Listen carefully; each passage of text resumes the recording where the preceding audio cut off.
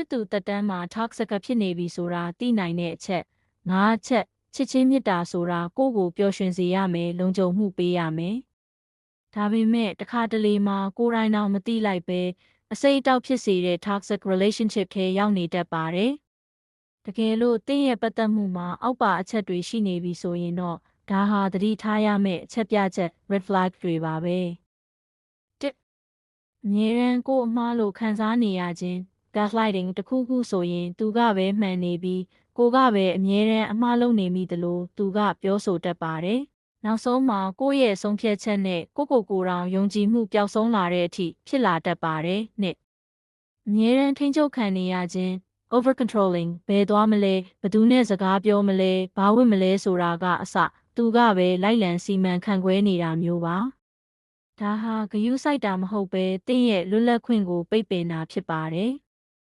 ၃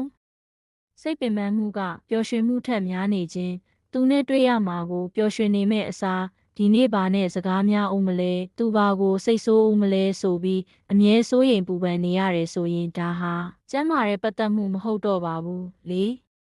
ကိုယ့်ရဲ့အောင်မြင်မှုတွေကိုမူရိတာမပွားနိုင်ခြင်းတင်တစ်ခုခုအောင်မြင်တဲ့အခါသူကဝမ်းသာပေးမဲ့အစားတိမ်ငယ်သွားအောင်ပြောဆိုတာမျိုးဒါမှမဟုတ်သူနဲ့ပဲအမြဲပြိုင်ဆိုင်နေတာမျိုးဟာ toxic အဖြစ်တဲ့လက္ခဏာပါငါလူမှုပတ်ဝန်းကျင်နဲ့ဝေးကွာအောင်လုပ်ခြင်းတင့်ရဲ့မိသားစုတငယ်ချင်းတွေနဲ့ဝေးကွာသွားအောင်သူတို့အကြောင်းမကောင်းပြောပြီးတင့်ကိုအထီးကျန်အောင်တဖြည်းဖြည်းလှုပ်ဆောင်လာတာမျိုးပါအနှစ်ချုပ်ဒီအချက်တွေရှိနေပြီဆိုရင်ကိုပြန်မေးကြည့်ဖို့အချိန်တန်ပါပြီတင်ဟာချစ်ချင်းမေတ္တာနဲ့ထိုက်တန်သလိုစိတ်အေးချမ်းမှုနဲ့လည်းထိုက်တန်ပါတယ်